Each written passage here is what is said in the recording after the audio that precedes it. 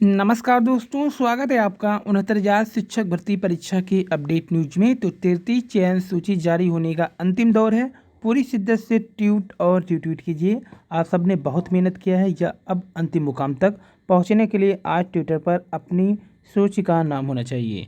इतना निवेदन है आप सभी साथियों से। धन्यवाद। आज का जो हैशटैग है 11 बजे से, वे विशेष ध्यान रखें। 69,000 अगली सूची जारी करी सरकार, यही हैशटैग है इस समय का।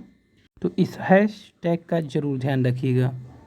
सभी से निवेदन भी किया जा रहा है कि 33 चयन सूची जारी होने के इस अंतिम समय में ना तो अति उत्साहित हो ना हतोत्साहित हो। अपने लक्ष्य पर ध्यान केंद्रित करते हुए ट्वीट लिस्ट के दर्शन न होने तक पूरी ऊर्जा और क्षमता के साथ करते रहें। यही हमारे और सूची के लिए उचित होगा।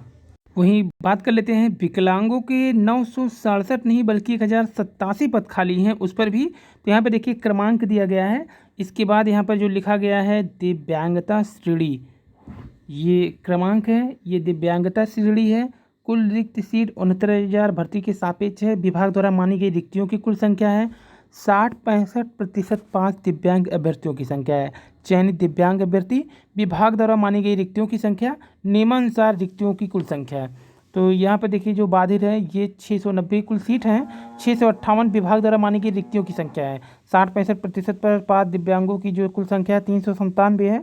चयनित दिव्यांग अभ्यर्थियों की कुल संख्या 397, जबकि विभाग द्वारा मानी गई रिक्तियाँ 261 है। और नियमानुसार रिक्तियों की कुल संख्या 293 है। जबकि दृष्टिबाधित वाला भी देख लीजिए, यहाँ पर ये 690 है, विभाग द्वारा मानी गई 659, और 60-65 पे 618। चयनित दिव्यांग अभ्यर्थी 618 है। विभाग द्वारा मानी गई रिक्तियाँ सिर्फ 40 है। और नियमानुसार रिक्तियों की संख्या 72 है।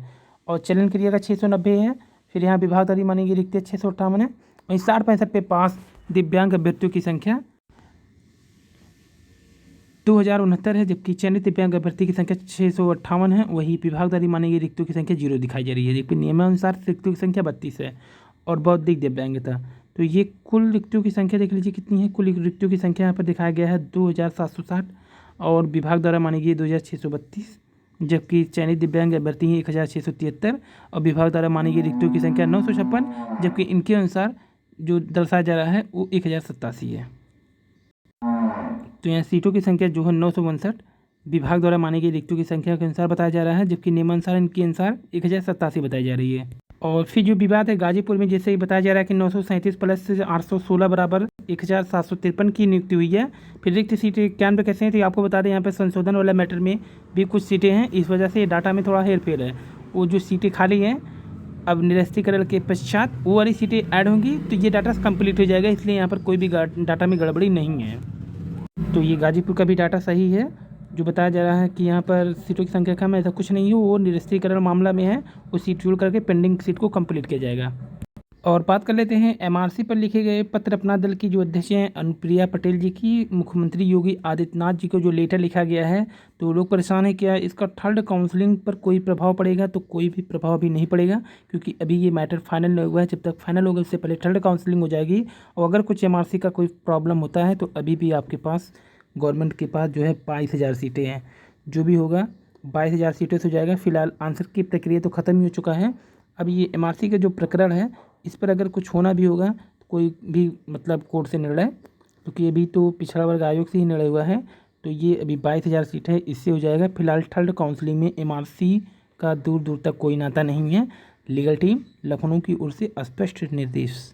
लिस्ट में देरी होने के बाद कई लोग कह रहे हैं कि इसी लेटर की वजह से लग रहा है कुछ अड़ंगा है, लेकिन ये निकलने के बाद से लिस्ट टीम ने स्पष्ट किया है कि अंतिम दौर में विपक्षी डराएंगे, लेकिन आप डरना नहीं, मजबूत चट्टान की तरह खड़े रहें। आपका लिस्ट जल्द ही आपके सामने आ जाएगा। और अनुमानित सीटों की संख्या भी लगभग यही जो तय किया गया है उतने पे ही है। सभी डाटा के अनुसार 6,834 है।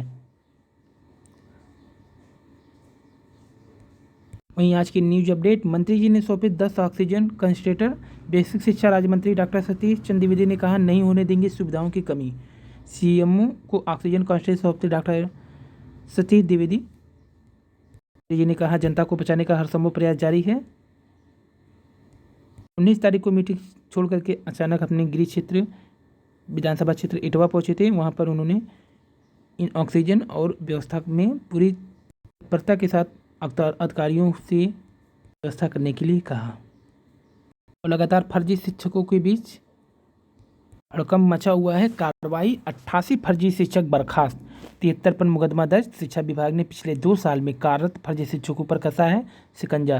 क्यों नहीं हो रही थी रिकवरी? विभागीय सूत्र के मुताबिक आरोपी शिक्षकों ने कूटरचित दस्तावेज के आधार पर नौकरी हासिल की है, चाहे वो पहले के हो चाहे उन्नत शिक्षक भर्ती में हो। इन लोगों ने क्या किया है, कूटरचित दस्तावेज के आधार पर नौकरी हासिल की। उनके दस्तावेज में दर्ज पता पूरी तरह से फर्जी है। उसी नाम के शिक्षक दूसरे जिला में भी कार्यरत हैं। ऐसे में फर्जी शिक्षकों की तलाश नहीं हो पा रही थी, न ही पुलिस आरोपी शिक्षक को गिरफ्तार कर पा रहे हैं। बेसिक शिक्षा विभाग की ओर से फर्जी शिक्षकों के खिलाफ कार्रवाई की जा रही है। अब तक 88 लोगों को बर्खास्त किया गया है, 20 से अधिक निलंबित हैं और अभी जाँच चल रही है। PN सिंह, जिला बेसिक शिक्षा अधिकारी, गोरखपुर। तो ये भी सिर्फ गोरखपुर की हाल है, अभी अन्य जिलों के शिक्षकों पर कार्रवाई भी जारी है। तो 2 दिन की जो देरी हुई है, हम बता दें इसी के कारण हुआ है कि निस्तारित किया जा रहा है फर्जी शिक्षक का अभिलेख।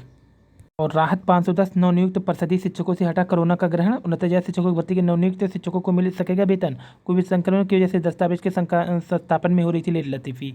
615 शिक्षकों का सत्यापन प्रक्रिया भी पूरा। बेरोजगारी दर 14.5%, 1 साल में सबसे ज़्यादा।